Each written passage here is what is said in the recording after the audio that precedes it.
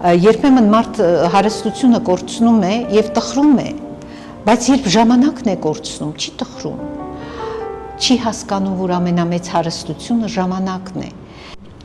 Տարեդարձի ինքնանկար հաղորդման այսօրվա հյուրն է բանասիրական գիտությունների դոկտոր, գրականագետ Սուսաննա Հովհաննիսյանը։ Բարև ձեզ։ Բարև ձեզ։ Տիկին Հովհաննիսյան, ինչ կպատմեք ձեզ մասին, որտեղից եք սերում։ Ես անկեղծ ասած չեմ կարող իմ ամբողջ տոհմածառը ներկայացնել մի պարզ պատճառով, որ իմ հայրը ծնվել է Արևմտյան Հայաստանում, Բիթլիսում, Բաղեր քաղաքում, եւ նա ցեղասպանությունը վերապրածներից մեկն է։ Ես չեմ տեսել իմ տատիկին, ես չեմ տեսել իմ պապիկին, որին թուրքերը սպանել են եւ որի պատճառով իմ հայրը անհայր է մեծացել։ Եվ նա այնքան փոքր է եղել գաղթի ճանապարհին, ընդամենը 1 տարեկան, որ չէր կարող ինձ ներկայացնել իմ գերդաստանի պատմությունը, իսկ տատիկիս եւ մյուսներին դարձյալ չեմ տեսել։ Բայց գիտեմ, որ սերում եմ Հովհաննիսյանների տոհմից, գիտեմ, որ սերում եմ Բիթլիսից, Արևմտյան Հայաստանից, եւ ես ինձ ամբողջությամբ զգում եմ արևմտահայ։ Տիկին Հովհաննիսյան, ինչ կհավելեք Գերդաստանի պատմությունից։ Ես միայն գիտեմ, որ իմ պապիկը բժիշկ է եղել, եւ երբ առաջին աշխարհամարտը սկսվել է, նա տանից դուրս է եկել, որպեսզի ընտանիքին փրկելու, գաղթի ճանապարհը բռնելու համար ինչ որ միջոց ձեռք բերի, ասենք սա այլ կամ մի այլ բան, եւ այլևս չի վերադարձել։ Նրա ճակատագիրը ինչ է եղել, ինչպես է եղել, ընտանիքը չգիտեր, այնպես ինչպես իմ նորածին հայրը այն ժամանակ։ Բայց գիտենք, որ նա մասնագիտությամբ բժիշկ է եղել եւ շատ սիրված, իսկ տատիկս Թաքուհի անունով պարզապես իմաստուն կնոջ համբավ է ունեցել։ Իհարկե տնային տնտեսուհի է եղել, խնամել է բազմանդամ ընտանիքի մայր է եղել, տատիկ է եղել, եւ երբ հայրս ծնվել է, նրա քույրերը արդեն երեխաներ ունեին, եւ գաղթի ճանապարհին նրան գրկած բերել են ինչպես իր մայրը, այնպես էլ իր քույրերի երեխաները։ Այնուհետև նրանց կյանքը արդեն իր շարունակությունը գտավ Արևելյան Հայաստանում, հայրս մասնագիտությամբ ինժեներ էր եւ նաև գեոդեզիստ մասնագիտությամբ, որը շատ էր սիրում։ Մենք նրանից ժառանգել ենք, ինչ ասեմ, չափից դուրս ազնիվ, մաքուր, մաքրամաքուր հոգի ունեցող անձնավորություն էր հայրս, եւ ամբողջ կյանքում ինձ համար ցավ է եղել, որ իմ հայրը անհայր է մեծացել։ Դեռ մանկությունից ես մտածել եմ ինչու պիտի իմ հայրը հայր չունենար, եւ այդ ցեղասպանության թեման իմ մեջ միշտ նստել է, որ ես դա հասկանամ, բացատրեմ, մեկնաբանեմ եւ հասցնեմ այլոց, թե այլազգերի, այդ իսկ պատճառով հետագայում ցեղասպանության թեման ինձ մոտ դարձավ 2-3 աշխատությունների թեմա։ Թումանյան առաջին աշխարհամարտի տարիներին, որբերի ամենայն հայոց հայրիկը, որտեղ արծարծվում է ցեղասպանության թեման, եւ այդ բոլոր գրքերը ես նվիրել եմ ոչ միայն իմ հայրիկին, այլ նաեւ իմ պապիկին Պետրոսին, որին չեմ տեսել, բայց որի հիշատակը միշտ վառ եմ պահում իմ սրտում, որպես ցեղասպանության զոհ եւ հայրիկիս նույնպես ցեղասպանությունը վերապրած անձնավորություն։ Ում անուն եք կրում։ Գիտեք, իմ անունը Սուսաննա ժամանակին եղել է տարածված եւ շատ շատերն են այդպես անվանել իրենց ուրեմն աղջիկներին, ասեմ, որ այն ոչ մի կողմի տատիկիս, ոչ մյուս կողմի տատիկիս Անուշ եւ Թաքուհի նրանց անունները չի, որովհետեւ ըստ ամենայնի արդեն զբաղված էին այդ անունները, եւ մայրս ինձ անվանել է Սուսաննա։ Սուսաննա անվան ծագումը ոմանք կարծում են, որ ասորական է, ոմանք եբրայական, բայց բոլոր դեպքերում այն հետաքրքիր է իր իմաստով ու նշանակությամբ։ Այն մի քանի նշանակություն ունի, մոտավորապես 19, որոնցից առաջին նախ նշանակում է սպիտակ ծաղիկ, սպիտակ շուշան եւ սպիտակաթույր շուշան եւ պարզապես սպիտակամորթ, տարբեր իմաստներ եւ տարբեր նշանակություններ ունի։ Առաջին 3 նշանակությունը այն է, որ այդ անունը կրողները ստեղծագործական էություն ունեն, ուշադիր են եւ այլ հետաքրքիր հատկություններ կան, բայց ամենավերջինը այն է, որ ժամանակակից են, այսինքն մոտավորապես նշանակում է, որ ժամանակակից չեն եւ առատաձեռն են։ Ահա շատ տարբեր նշանակություն, սանդղակ գոյություն ունի։ Այդ սանդղակով ես միայն առաջին 3-ն եմ հիշում՝ ստեղծագործական, առատաձեռն եւ ուշադիր։ Կոնկրետ ուշադիրի առումով ինձ համար կարող եմ ասել, որ այնքան էլ ճիշտ չէ, ժամանակակիցն էլ չեմ կարող ասել։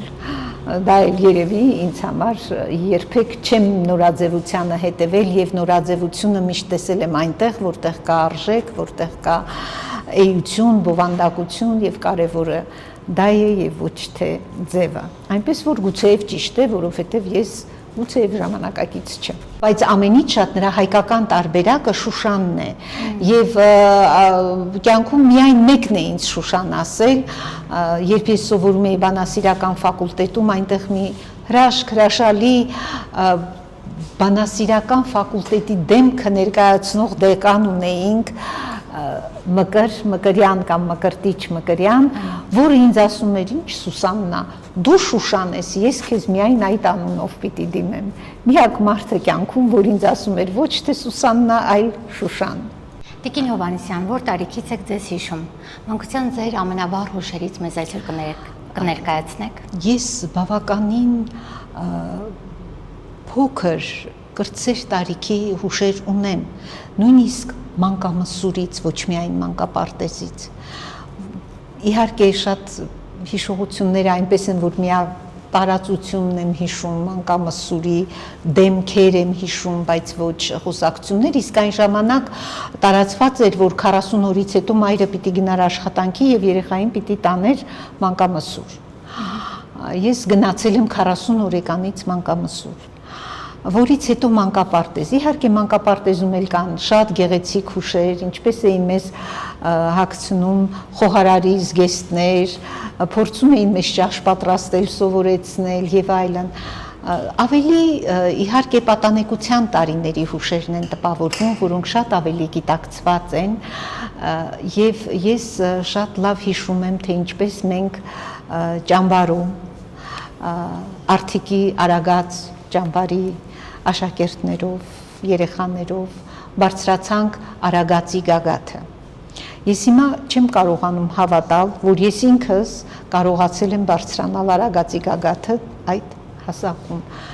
Եվ իհարկե շատ կան նաև մի տեսակ տխուր հիշողություններ, որոնք ձևավորում էին աշխարհայացք մեր հարևանների։ Ես ապրել եմ Չարենցի նրբանցք, այսինքն Երևանում եմ ծնվել եւ ապրել եմ Չարենցի փողոցի վրա։ Այդ շրջանում շատ էին ազգությամբ ադրբեջանցիները, այդտեղ կար ադրբեջանական դպրոց եւ ես հիշում եմ միշտ այն օրերը, երբ մեզ համար կարեւոր էին, օրինակ մայիսի 1-ը խորհրդային տարիներում շատ կարեւոր էր, մայիսի 9-ը, այդ մեր փողոցում մի ընտանիք կար ընդամենը, որոնք թուրք ասեմ թե ադրբեջանցի, որի տղաները, նրանց անուններն անգամ հիշում եմ, մեկինը Էլդար էր, մյուսինը, չգիտեմ, ինչ, նրանք անպայման քարերով լույսերը, որոնք փողոցները լուսավորում էին, տալիս էին եւ կոտրում էին այդ լույսերը, որպեսզի այդ տոնորով փողոցում մութ լինի։ Ես այն ժամանակ ոչինչ չէի հասկանում, թե ինչու է այդպես, չէ՞ որ այդ երեխաները նույնիսկ գալիս էին, որ մենք խաղայինք եւ այլն, բայց արդեն մտածում էի, որ ինչ որ մի բան այն չի, ինչ որ մի բան սխալ է, մանուկ է, վերլուծել չէի կարող, բայց հասկանում էի, որ նույնը չենք։ Այս իմաստով իհարկե չգիտեմ ինչ հուշ անվանել դա, տխուր, հուշող, մի խոսքով։ Ես չգիտեմ դրա անունը հուշ է, գուցեև հուշ է եւ հիշողություն։ Ես ամբողջ կյանքում ինձ համար մի սկզբունք ունեմ, որ չկա ավելի մեծ շռայլություն, քան շնորհակալության շռայլությունն է։ Եվ անկախ ինչպես է անցել մեր մանկությունը, իսկ մեր մանկությունը այդպես լիության մեջ առանձնապես չի անցել, բայց մենք դպրոցական տարիքում ունեինք շատ գեղեցիկ հուշեր, անverջ սպասում էինք, երբ պիտի հոկտեմբերիկի տոնը լինի առաջին երկրորդ դասարաններում, որ մեզ պետք է ուրեմն նշան փակցնեին, որ մենք արդեն հոկտեմբերիկ ենք, երբ պիտի պիոներ դառնանք, եւ ես մեծ սիրով հիշում եմ իմ առաջին դասարանի ուսուցչուհուն։ Առաջին դասարանի ուսուցչուհին շատ կարևոր դեր ունի յուրաքանչյուր երեխայի կյանքում։ Մեզ թվում էր, թե նա սուրբ է, նա ամեն ինչով, իր կեցվածքով, իր տեսքով հմայում էր մեզ եւ հետագայում, երբ ես իմ դպրոցը փոխեցի, սովորել եմ Նարդոսի դպրոցում, հետո տեղափոխվել եւ ավարտեցի Ռաֆու դպրոցը։ Յուրաքանչյուր ավարտական երեկոյին կամ ցերեկույթին 10-րդ դասարանում միշտ լինում էր հանդիպում առաջի դասարանցիների եւ 10-րդ դասարանցիների միջև։ Եվ քանի որ ես Ռաֆու դպրոցում էի, ես չկարողացա ներկա լինել Նարդոսի դպրոցում եւ շնորհակալություն հայտնել իմ առաջին դասարանի ուսուցչուհուն։ Անցան տարիներ, նա ինձ չէր տեսել առնվազն 6, 7, 8, գուցե ավելի շատ, ես դարձել էի ուսանող, ինքը առաջի դասանում էր, հանկարծ իմացա, տեղեկացա, որ նա ֆրանսիական դպրոցի տնօրենն է, Վարսիկ Քալաշյան ազգանունով, եւ ասացի, որ եթե ես նրան շնորհակալություն չհայտնեմ, ինչ որ բան պակաս կլինի իմ կյանքում, եւ առանց որևէ բան ասելու, պարզապես ծաղիկներ վերցնելով, գնացի այդ տարվա վերջին զանգին այդ դպրոց եւ շնորհակալություն հայտնեցի այն մեծ սիրո, այն մաշտոցյան աշխարհ մտցնելու, այբուբենին առնչելու եւ այն ամեն լավի ու գեղեցիկի համար, որ նա սերմանել էր մեր մեջ առաջին դասարանից։ Ես իհարկե հիմա չգիտեմ նա ուր է, որտեղ է, ինչ է, բայց մտածում եմ, որ նա մեծ գործ է արել եւ ընդհանրապես յուրաքանչյուր առաջին դասարանի ուսուցչուհի, որը նոր կյանք մտնող երեխաներին տալիս է սրտանց, անկեղծ հայեցի դաստիարակություն, արդեն հրաշալի է եւ պետք է նրանց միշտ շնորհակալ լինել եւ ես շատ շնորհակալ եմ իմ դպրոցական բոլոր ուսուցիչներին ու հատկապես հայոց լեզվի եւ հայ գրականության ուսուցիչներին, ընկեր Խառատյանին, ընկեր Շամամյանին, բոլորին, եթե ողջ են, թող առողջ լինեն եւ հպարտանան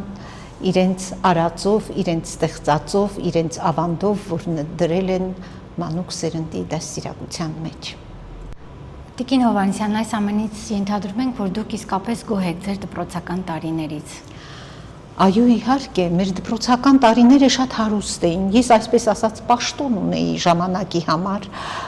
այն ժամանակ պիոներական կյանք կար, դրուժինաներ կային, ջոկատներ կային, բոլոր ջոկատները միասին կազմում էին մի դրուժինա, բոլոր դասարանների,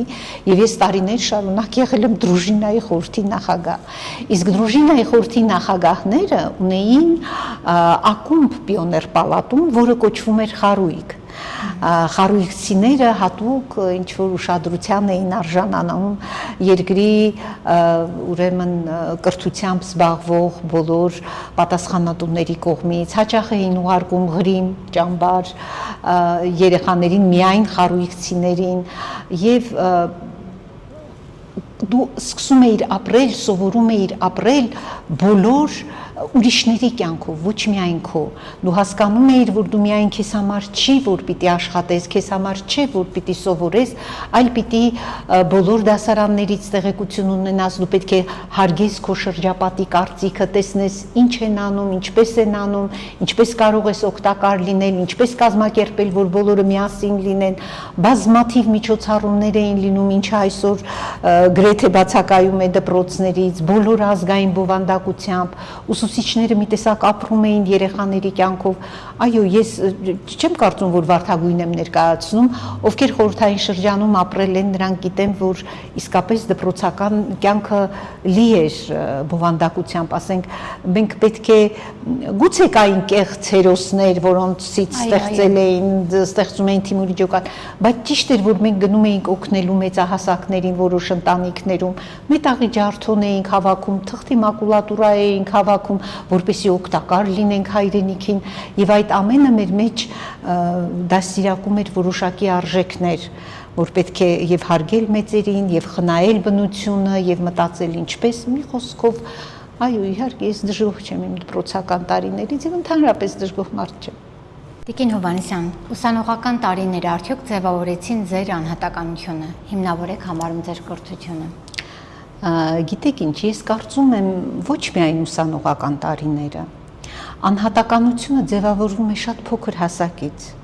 Պարզապես ուսանողական տարիները այդ ձևավորված անհատականության որոշակի գծերը շատ ավելի գիտակցված են դարձնում։ Դու արդեն հասկանում ես, որ այս բանը քեզ դուր է գալիս, մյուսը ոչ, մանավանդ որ իմ ուսանողական տարիներից ես հասկացա ինչ է ժամանակը, որ ոչ մի ակնթարթ կյանքում չպետք է հենց այնպես անցնի։ Ես ուսանողական տարիներին սովորում էի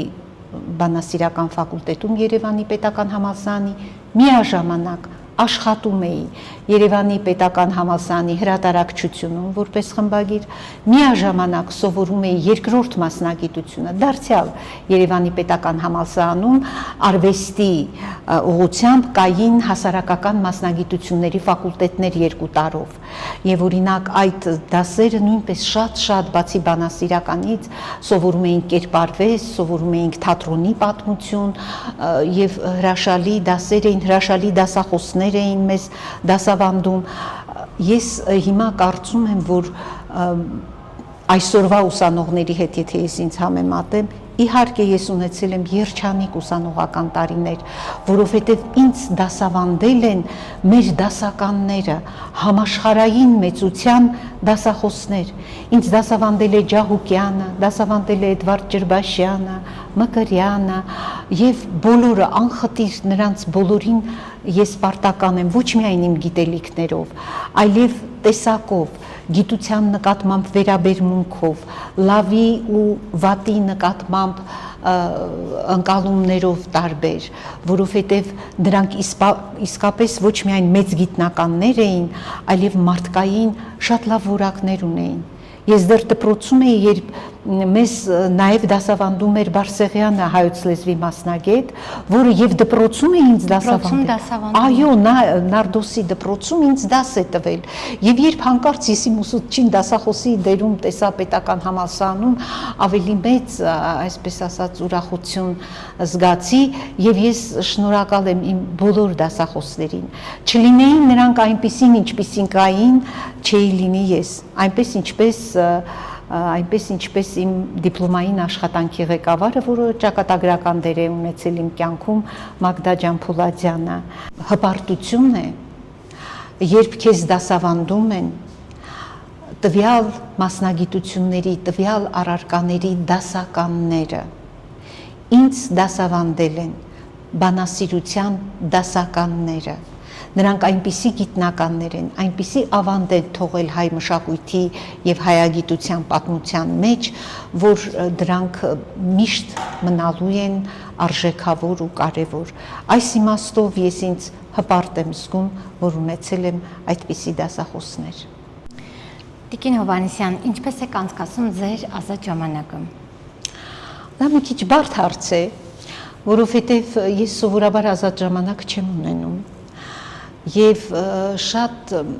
բարձր եմ գնահատում ժամանակը որպես գաղափար, որովհետև ես ընդհանրապես վաղը չեմ ընդունում աշխատելիս, վաղը այսօրի թշնամին է։ Եթե դու որևէ գործ հետաձգում ես, ապա այդ գործը դատապարտված է ձախողման։ Այս իմաստով ես հիմնականում մտածում եմ, որ ինչ հնարավոր է, ինչ նպատակ, իսկ իմ նպատակները եւ ռազմավարական են, այսինքն հերոյի հետ կապված եւ այսօրվա առանձին նպատակ յուրաքանչյուր օրը պիտի իր նպատակը ունենա, յուրաքանչյուր շաբաթը, յուրաքանչյուր ամիսը եւ այդ ձգտումը թույլ չի տալիս քեզ, որ դու շատ ազատ ժամանակ ունենաս, բայց քանի որ ես ունեմ ընտանիք, որը երբեմն պարտադրում է ինձ ազատ ժամանակ, պարտադրում է, որ ես բացի իմ աշխատանքներից նաեւ ինչ որտեղ գնամ իրենց հետ, ազատ ժամանակները ես կուտակում եմ, որպեսզի աշխարհ տեսնեմ, երկիր տեսնեմ եւ դարձյալ իմ գիտելիքները հարստացնեմ, որը մի յուրօրինակ լրացում է այս իմաստով եւ իհարկե չափազանց կարեւոր են մտերիմների, ընկերների հետ զրույցներն ու հանդիպումները եւ նրանք մեծ մասամբ գնահատելով իմ ժամանակը սովորաբար խնդրում եմ, որ իրենք գան ինձ մոտ կամ այդ հանդիպումներից չեմ խուսափում, որովհետեւ այդ հոգևոր մթնոլորտը երբ ստեղծվում է իրար միմյանց լավ հասկացող նույն ուղղությամբ նայող անձերի ընկերների մեջ, որի գաղափարը վիթխարի մեծ գաղափար է, ընկերության գաղափարը, իսկ ես ունեմ ընկերներ, նրանց հետ անցկացնելն է երևի թե ամենամեծ հաճույքը, որովհետև ժամանակ չկա, իսկ երբ գտնվում է այդ ժամանակը նրանց հետ շփվելու, դա ուրեմն իմ ազատ ժամանակի ամենաճիշտ տնօրինումն է, այսպես ասած, որովհետև գիտեք ընկերությունը շատ լավ բան է եւ դեռևս քրիստոնեությունից առաջ ստեղծված մի ավանդության համաձայն օրինակ Թումանյանը կա Շեքսպիրի մոտ Թումանյանը իր ընկերներից մեկին մեկենասներից մեկին որին շատ էր սիրում ասում էր իմ սիրելի Դամոն ինչու որովհետեւ երբ Դամոնին կասկածում են թագավորի դեմ ինչ որ գործողություններ պլանավորելու մեջ եւ որոշում են, որ պետք է մահապատժի ենթարկեն, բայց մահապատժի ենթարկելուց առաջ թագավորը նրան ասում է, որ ասում է ես տեղ ունեմ գնալու, խնդրում եմ թույլ տվեք գնամ, հետո կգամ էլի մահապատժի կենթարկեք, նա իմ փոխարեն թողնում եմ ընկերոջս, նա գնում է եւ ուշանում է հարգելի պատճառներով, իսկ եթե նա ուշանար, պիտի կախախան բարձրանար ընկերը։ Եվ հենց այն պահին, երբ արդեն ժամանակն էր, որ ընկերը պիտի կախախան բարձրանար, գալիս է Դամոնը եւ փրկում է ընկերոջը Ֆինդիասին։ Եվ թագավորը այնպես է հիանում նրանց ընկերությամբ, որ երկուսն էլ պատրաստ էին կյանք զոհել միմյանց համար, որ մահապատիժը ասում է չի լինի եւ խնդրում եմ ձեզ ինձ էլ ընդունեք ձեր ընկերական շրջանի մեջ պատասխանը լինում է բացասական այսինքն թագավոր լինելը դեռևս չի նշանակում որ դու մեր ընկերը պետք է լինես ընկերության մեջ ուրիշ արժեքներ գոյություն ունեն եւ այս իմաստով իհարկե ես կարծում եմ որ ազատ ժամանակը ընկերների հետ անցկացնելը դա ասում եմ լավագույն ձևն է այդ ազատ ժամանակից արդյունավետ օգտվելու առումով։ Տիկին Հովհաննիսյան, ինչպես սկսվեց ձեր մասնագիտական ուղին։ Իմ մասնագիտական ուղին, ինչպես արդեն դուք գիտեք, իհարկե հիմնականում կապված է Թումանյանի հետ։ Թումանյանը եղել է իմ առաջնորդը, հետագա իհարկե մասնագիտական ուղին ես շատ սիրում էի գրականություն, այդպես ընտրեցի բանասիրությունը եւ այդ հարցում ես սկզբունքային էի։ Ինձ Էդվարդ Աղայանը, որը նույնպես մեր դասականներից է, հույակապ լեզվաբան, ամբիոնի վարիչ էր այն ժամանակ, ինձ առաջարկեց մնալ համալսարանում։ Ես հրաժարվեցի, որ այն ժամանակ հեքիաթ էր այդպիսի առաջարկից հրաժարվելը, որովհետև ասպիրանտուրայի տեղը հայոց լեզվից էր, ասեց իսկ ինչու։ Ասացի, որովհետև ես ուզում եմ գրականություն, ասեց, բա ինչու այսքան լավ լեզու գիտես եւ այս աշխատանքը կատարել ես, որը կարդացել էր նա նորաբանությունները եղեցի լույսում, ասի, որովհետև Սևակին եմ սիրում, ասա ձվածեղի խաթեր, թավի պոչը, մի խոսքով լավ ասեց, մերժում ես, հարգում եմ սկզբունքդ եւ նույն տարին, բայց ես չէի հավատում, բոլոր ժամանակներում են եղել ծանոթ այսպես ընդունվել ասպիրանտուրա, այնպես եւ այլն։ Ես մտածում էի, դե ավարտեցի համալսարանը, կգնամ ինչ-որ միտեղ կաշխատեմ։ Մեկ էլ դիպլոմային աշխատանքս Թումանյանն էր, Թումանյանը եւ բնությունը Թումանյանի ստեղծագործություններում։ Դիպլոմային աշխատանքիս ղեկավարը Մագդա Ջանփոլադյանն էր։ Մի չքնաղ անձնավորություն, ոչ միայն լավ գիտնական, նրա անունը հատկապես թարգմանության ասպարեզում մեր բոլոր թարգմանաբանների մեջ բրենդ է պարզապես, այնքան նա բարձր որակի գիտնական է։ Նա ինձ ասաց նաև Թումանյանագետ, որովհետև նա հոյակապ ձևով ներկայացրել է Թումանյանի էպոսի մասին մի հրաշք աշխատություն ունի։ Եվ նա ինձ ասեց, տար գործերդ դուր ասպիրանտուրա։ Ես ասեցի, բայց ես չեմ պատրաստվել, ես ամռանը թողեցի գնացի, քննությունները սեպտեմբերին էին, ասեց ոչինչ, դուր, այս տարի ես ավարտե, գիտելիքները թարմ են, ես իհարկե մի փոքր վախեցած, բայց այնուամենայնիվ տվեցի գործերս եւ դա եղավ շրջադարձային, որովհետեւ ես ընդունվեցի, դա երկար պատմություն է, ես այն չեմ պատմի, 10 դիմում էր մի տեղի համար, մեր խնդիրը հասավ մինչեւ Վիկտոր Համբարձումյան, բայց դա գուցե իմ կյանքի բարեբախտությունն էր այդ պայքարը, որովհետեւ ես ծանոթացա Վիկտոր Համբարձումյանի հետ եւ նրա հետ ոչ ավել ոչ պակաս զրուցեցի իր հոր մասին, որի կյանքն ու կենսագրությունը շատ լավ գիտեի, քանի որ Համազազբ Համբարձումյանը եղել էր Հովհաննես Թումանյանի հայ գրողների Կովկասյան ընկերության աշխատակիցներից մեկը,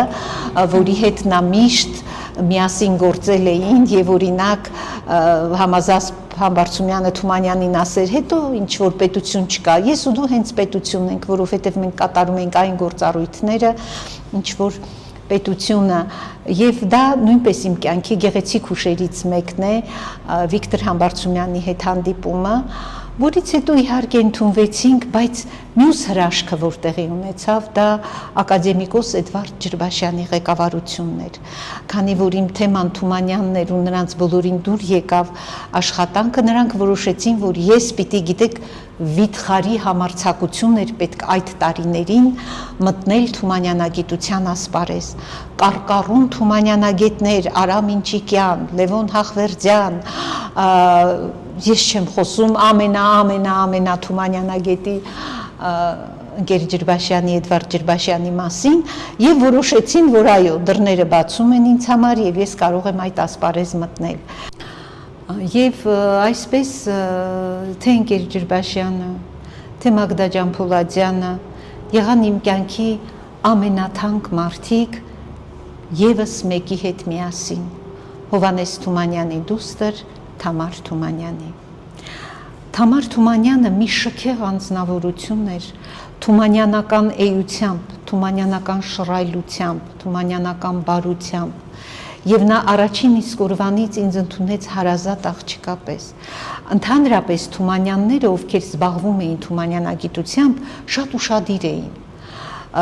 Թումանյանների են, որ ասում են հացով տուն, չի եղել մեկը, որը նրա տանը հաց չկտրի, չհյուրասիրվի։ Օրինակ մի առիթով Թամարը ինձ ասեց, գիտես Մկրյանը մեր տանը հաց չի կերել։ Մի գնա իմացիր, ասեց, ինչ է սիրում։ Ես պատրաստ եմ հրավիրենք մեր տուն։ Եվ ես հետաքրքրվեցի ոչ Մկրյանից, ուրիշներից, ասացին ձուկ է սիրում, ասեցի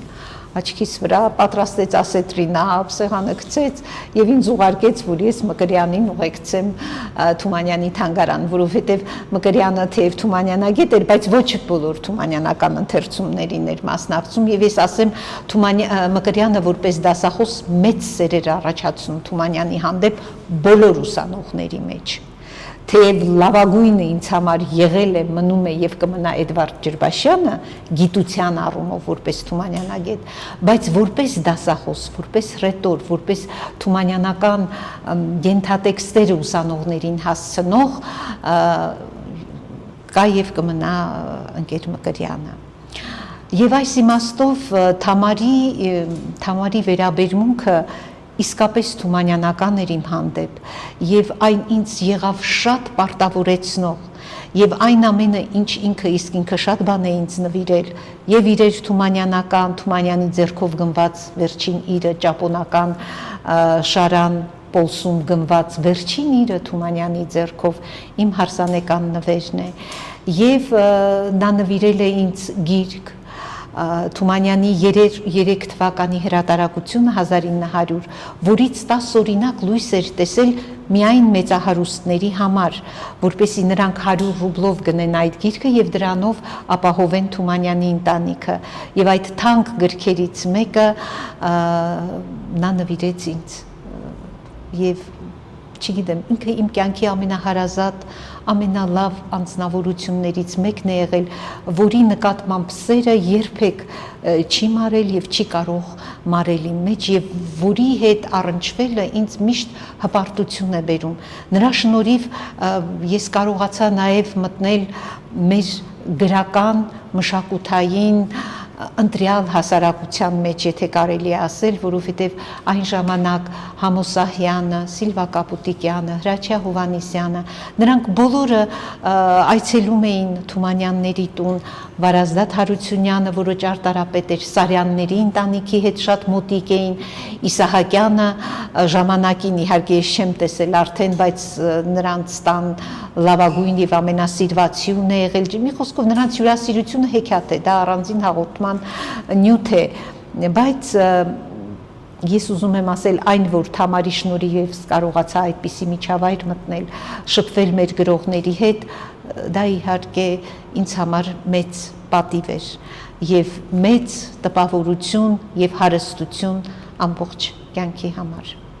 Ակադեմիկոս Էդվարդ Ջրբաշյանը մեծ դեր խաղաց իմ ճակատագրում, թե որպես գիտական ղեկավար, թե որպես մարդկային որակ, մարդու տեսակ, որը շատ հազվադեպ է հանդիպում կյանքում։ Գիտեք, ես մի դեպք եմ հիշում, միշտ չգիտեմ ինչու այդ դեպքը տպավորվել է իմ մեջ, գիտեք Ջրբաշյանը փայտով էր, նա պատերազմի ժամանակ վիրավորվել էր, եւ երբ գրականության ինստիտուտում տարբեր բաժիններ, քննարկումներ, հաշվետվություններ էր լինում, երբեմն այցելում էր որևէ բաժին, որ տեսներ ինչ կա, ինչ չկա,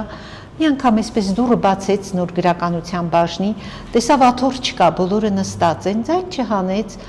ծածկեց դուռը, դե մեզ թված չի մտնում։ 2 րոպե հետո տեսնենք դիմացի սենյակից մի ձեռքին փայտ, մյուս ձեռքին աթոռ գալիս է, որ մտնի մեր սենյակ եւ լսի, թե ինչպես է անցնում տվյալ օրվա քննարկումը գրականագիտական, այսինքն համեստության այդպիսի որ մի երիտասարդը չեմ ասում, ցանկացած մեկը ոչ թե ղեկավարի, ցանկացած մեկ այդպիսի փայտով անձնավորության համար կգնար ու այդ աթոռը մեծագույն սիրով կբերեր, բայց ուզում եմ ասել այդպիսի չէր սիրում որևէ մեկին նեղություն տալ, մինչև կյանքի վերջ գրադարան էր գնում, մի հույակապ անձնավորություն էր եւ այնքան էր կարողանում իր ասպիրանտին տալ։ Ինձ թվում է նա լավագույն ղեկավարն է եղել բոլոր հնարավոր ղեկավարների մեջ եւ այս իմաստով իմ բախտը շատ է բերել, որ նա եղել է իմ ղեկավարը եւ ամբողջ կյանքում նա ուղեկցել է ինձ ոչ միայն այդ 4 տարիներին, որից հետո պաշտպանություն եւ այլն, այլ ընդհանրապես ամբողջ կյանքում մնացել է թանկ ու հարազատ անձերից մեկը։ Գիտեք, կան անհատներ, որոնց ներկայությամբ մարդիկ ուրիշ են դառնում։ Այսինքն, եթե դու ունես թերություններ, դու կարող ես թաքցնել կամ չթաքցնել, եթե սովորական միջավայրում ես, բայց Ջրբաշյանը այն անհատներից էր,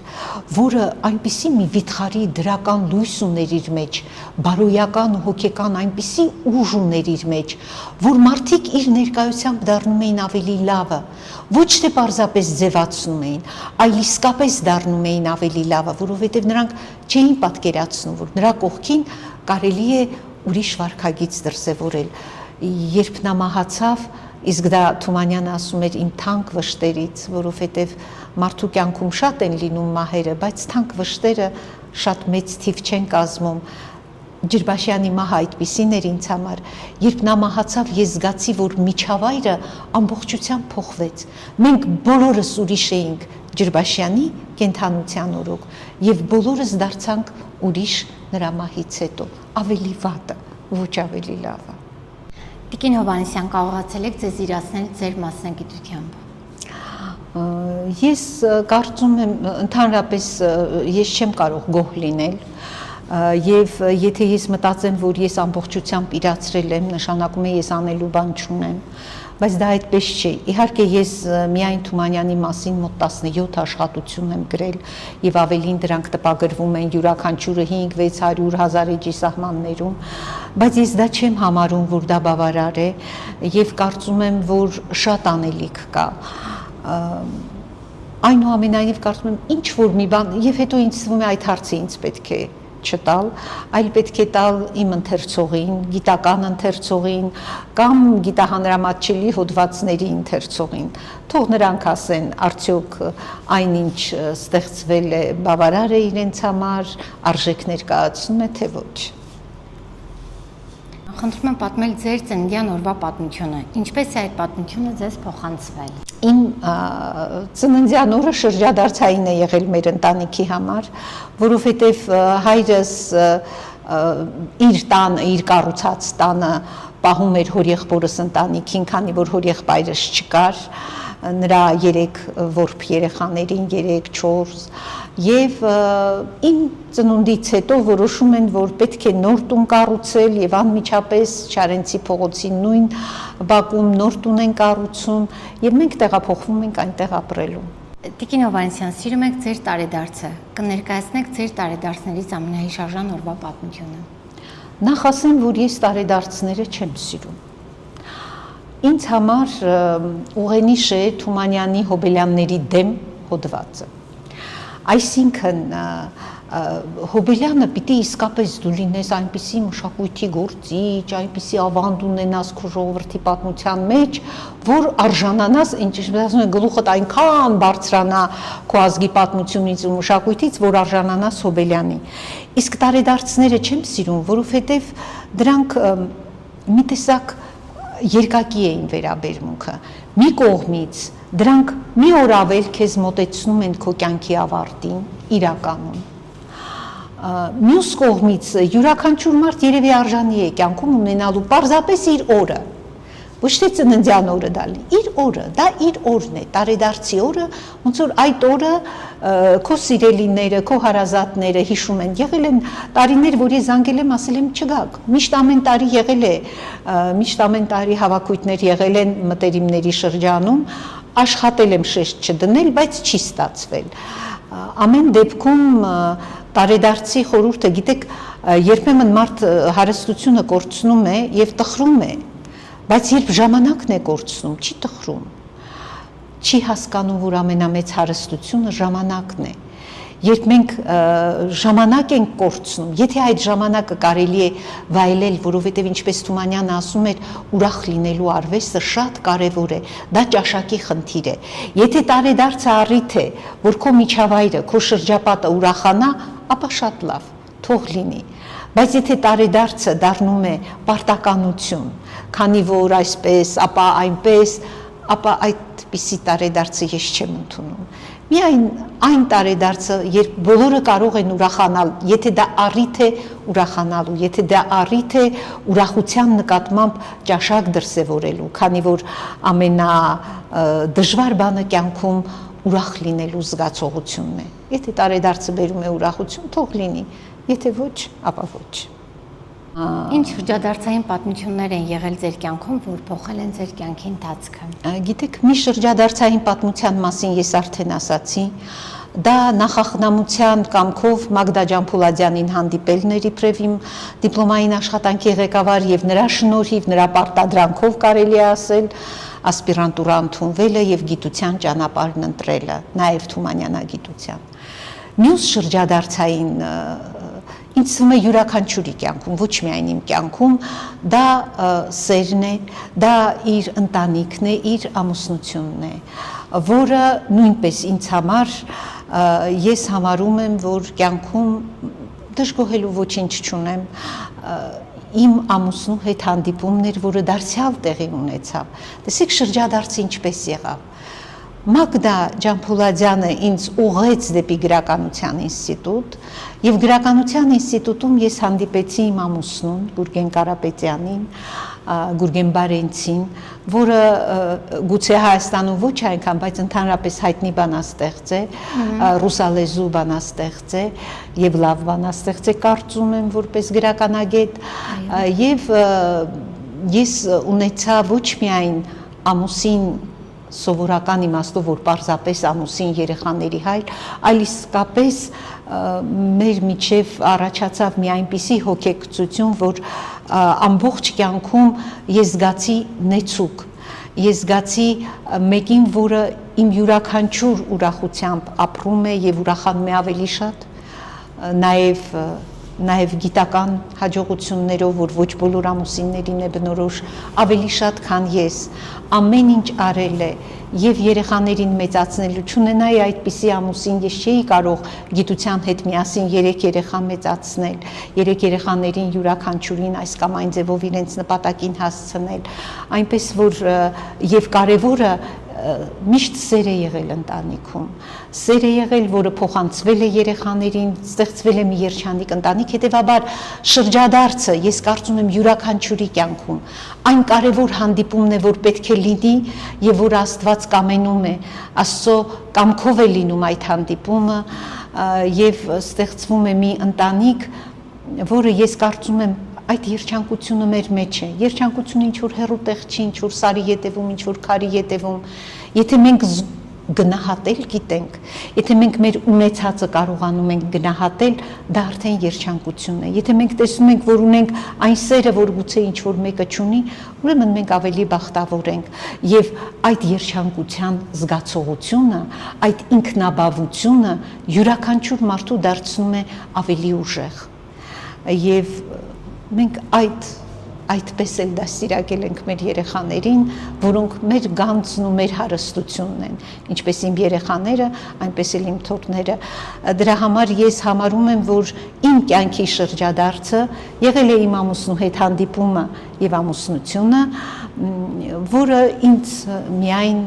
ուրախություն, երջանկություն ու բերկրանք է պարգևել կյանքում։ Ես ունեմ 3 երեխա եւ 5 թոռներ, պետք է ասել, որ նրանք իմ հպարտությունն են, ես չեմ կարող ասել, որ ես դժգոհ եմ նրանց մարդ տեսակից, կարծում եմ, որ նրանց հոգևոր աշխարհը այնքան հարուստ է, որ բավարարում է ինձ, որովհետև նրանք առաջին հերթին լավ մարդիկ են մեծացել ու նաև իհարկե իրենց մասնագիտությունների մեջ առաջնակարգ տեղ են գրավում։ Ինչ է կարծում, ինչ հետ կթողնեք հայ գրականագիտության պատմության մեջ։ Գիտեք ինչ, ես կարծում եմ, որ այդ հարցը դարձյալ ինձ չպետք է տրվի եւ նույնիսկ Թումանյանի պես մեծ բանաստեղծը ասում էր, թե դեռ ամեն մի գրողի գրածից թող մի անցնի 100 տարի, ես չեմ ասում 10 տարի, որ նոր ասեմ, թե նա ինչ գրող է, արդյոք իսկապես հետ կթողնելը շատ կարևոր է։ Ես երբեք չեմ մտածել, որ հետ կթողնեմ, ես մտածել եմ, որ գործը պիտի արվի եւ այս իմաստով շատ կարևոր է այն, որ ես կարծում եմ, այն, որ ես Թումանյանի կյանքն եմ հատկապես ուսումնասիրել, գիտեք ինչն է հետաքրքիր, օրինակ Արամ Ինճիկյանը խորհրդային տարիներին փորձեց գրել գիտական կենսագրությունը եւ գրեց միայն երիտասարդական տարիները, նա հասավ մինչեւ վերնատուն, մինչեւ 900 թվական, այսինքն շատ բաներ չէր կարող գրել այնպես, ինչպես կար։ Այստեղ էլ տեսնում եք ինչ բախտավոր եմ, իմ բախտը բերեց անկախության տարիներն էին եւ ես կարող էի գրել այն ինչ ուզում եմ, այսինքն կարող էի հենվելով վավերագրերի վրա ճիշտը գրել եւ այնուհետև Նվարդ Թումանյանը, նրա դուստրը, ամբողջ կյանքում զբաղվեց իր հոր կենսագրությամբ, տարեգրությամբ, չհասցրեց, մահվան մահճում պառկած ասում էր հայրիկի տարեգրությունը մնաց, չէր մտածում իրեն ինչ կպատահի, որ ասենք մի քանի րոպեից չի լինելու, ասում էր հայրիկի տարեգրությունը մնաց, եւ ես էլ չեմ հասցրել, ես ռուսերեն գրել եմ ամբողջական կենսագրությունը, բայց դա ընդամենը մի 1000 էջի սահմաններում է։ Թումանյանի կենսագրությունը առնվազն պիտի գրվի 3-4 հատորով, յուրաքանչյուր հատորը 1000 էջ։ Եվ ես կարծում եմ, այ իմ կյանքի գլխավոր նպատակներից մեկը, ծրագրերից մեկը այդ գիտական կենսագրությունը ավարտին հասցնելն է։ Առայժմ ես գրել եմ միայն 12 տարին, որը դարձյալ 1000 էջի սահմաններում է, եւ մնացածը պիտի եւ շարունակությունը գրվի եւ սկիզբը։ Ահա այս դեպքում գուցե ինչ որ մի բան արդեն սեղանին կլինի։ Հետագա գիտության առումով էսպես է, երբ դու գիտական կենսագրություն ես գրում, դա պետք է գրել հնարավորինս շուտ, որպեսզի այն ավելի արժեքավոր լինի։ Օրինակ ասենք, ես ճանաչել եմ Թումանյանի դուստրերին, Արամ Ինճիկյանը նույնիսկ Թումանյանի մորն է ճանաչել։ Ես այսօր շատ լավ գիտեմ թորներին, նրանց հետ շատ ջերմ հարաբերությունների մեջ եմ, եւ այդ ամենը օգնում է լրացնելու այն բացը, որ հետագա գիտնականին տրված չէ, անկախ նրա չափից դուրս տաղանդավոր կամ մեծ գիտնական լինելուց։ Այս իմաստով այնուամենայնիվ ես կարծում եմ, որ ես ճիշտ ժամանակին գուցե ուշացած եմ այդ աշխատանքը ձեռնարկել եւ գրել, ինչ որ մի բան կնշանակի, իսկ թե ինչ արժեքով, ինչպես, ինչ որակով, թող սերունդները որոշեն, կամ թեկուզ ներկայիս գիտնականները կամ ուրիշները, բայց ոչ ես կարծում եմ, ես ասելու բան չունեմ ինչպեսի առումով, բայց այն, որ ես պարտավորվածություն ունեմ, պարտք ունեմ Թումանյանի հանդեպ, Թումանյանի ընտանիքի, հայ մշակույթի, որովհետև դա շարքային կենսագրություն չի, նրա մեջ բեկվում է հայ ժողովրդի ճակատագիրը, բեկվում է մեր մշակույթի պատմությունը, դա մի ամբողջ, դա անսպառելի է, հնարավոր չի սպառել անսպառելին, դա միևնույն է ես չեմ սպառելու, միևնույն է վերջակետը ես չեմ դնելու, բայց գոնե ինչ որ մի աստիճան, ինչ որ մի բան, եթե ես օգտակար լինեմ հետագա սերունդներին, միայն ուրախ կլինեմ։